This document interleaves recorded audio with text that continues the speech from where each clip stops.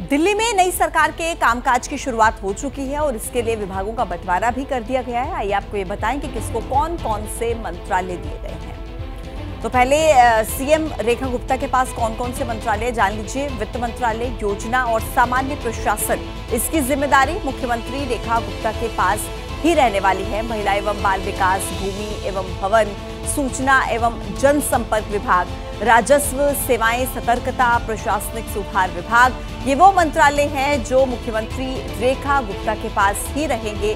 कुल 10 विभाग बताए जा रहे हैं कि मुख्यमंत्री के पास ही रहने वाले हैं। इनके अलावा और किसे कौन सा मंत्रालय दिया गया है, कौन सी जिम्मेदारी दी गई है, प्रवेश वर्मा को देख लीजिए कौन से मंत्रालय मिले हैं। विधायी मामले और जल विभाग की जिम्मेदारी, सिंचाई, बाढ़ नियंत्रण और गुरुद्वारा चुनाव विभाग की जिम्मेदारी प्रवेश वर्मा के कंधों पर रहने वाली है।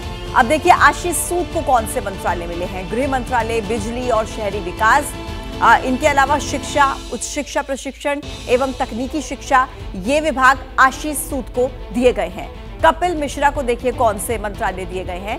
कानून एवं न्याय श्रम विभाग की जिम्मेदारी रहेगी उनके पास और इनके अलावा पर्यटन मंत्रालय की जिम्मेदारी संभालेंगे। रोजगार, विकास, संस्कृति, कला और भाषा की जिम्मेदारी भी कपिल मिश्रा के कंधों पर ही सौंपी गई है। मनजिंदर सिंह सिरसा के पास जो मंत्रालय रहेंगे वो देख लीजिए। खाद्य आपूर्ति, वन एवं पर्यावरण उद्योग मंत्रालय की जिम्मेदारी जो है वो मनजिंदर सिंह सिरसा के पास रहेगी। रविंद्र इंद्राज को कौन से मंत्रालय मिले हैं, देखिए समाज कल्याण, SC/ST कल्याण, सहकारिता और चुनाव, इनकी जिम्मेदारी रविंद्र इंद्राज के कंधों पर रहने वाली है। पंकज कुमार सिंह जिन्होंने अपने पद की शपथ ली, मंत्रालय इन्हें भी मिलेगा। स्वास्थ्य एवं परिवार कल्याण मिल चुका है और परिवहन और सूचना प्रौद्योगिकी की जिम्मेदारी भी पंकज कुमार सिंह के कंधों पर सौंपी गई है। तो कुछ इस तरीके से दिल्ली में विभागों का बंटवारा अभी तक किया गया है।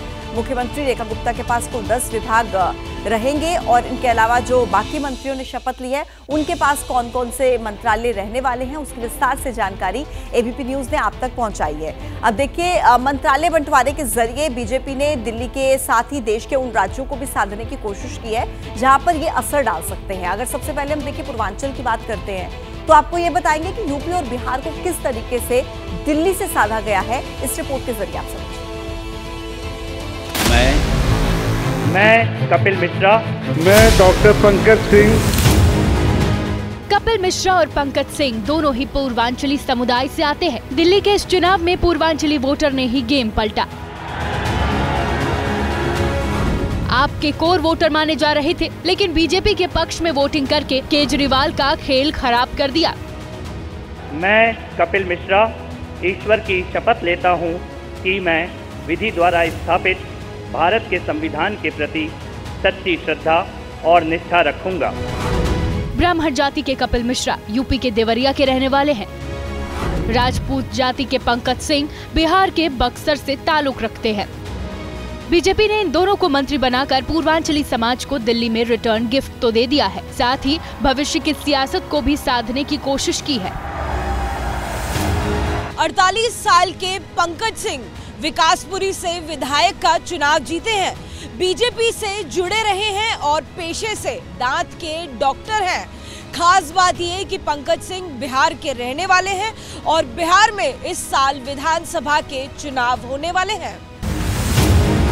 जिस बक्सर के पंकज रहने वाले हैं उस बक्सर में बीजेपी लोकसभा चुनाव हार गई थी। राजपूत जाति से आने वाले आरजेडी के सुधाकर सिंह ने बीजेपी को हराकर किला ध्वस्त कर दिया था।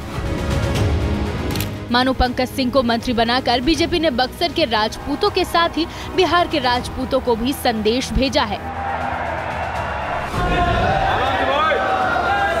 जहां तक बात कपिल मिश्रा की, कपिल मिश्रा बीजेपी के फायर ब्रांड नेता हो चुके हैं। राजनीतिक करियर की शुरुआत एबीवीपी से की थी, लेकिन अन्ना आंदोलन के दौरान केजरीवाल के संपर्क में आए तो आम आदमी पार्टी से विधायक बन गए। केजरीवाल से मोह भंग हुआ तो बीजेपी में आए। दूसरी बार विधायक बने हैं तो सीधे मंत्री बनाकर बीजेपी ने सम्मान दिया है।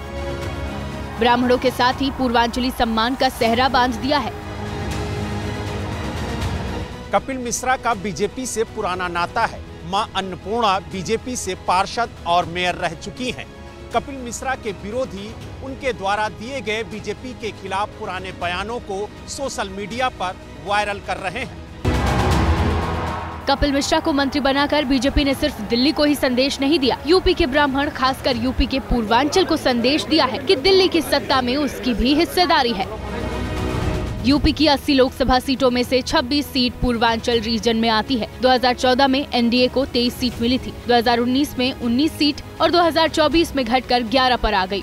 ब्राह्मणों के प्रभाव वाली कई सीटें यूपी के पूर्वांचल रीजन में बीजेपी हार गई। इस साल बिहार में और 2027 में यूपी में विधानसभा चुनाव है। ऐसे में पूर्वांचली समीकरण के जरिए बीजेपी ने दिल्ली से चुनावी चक्रव्यूह तैयार करने की कोशिश की है।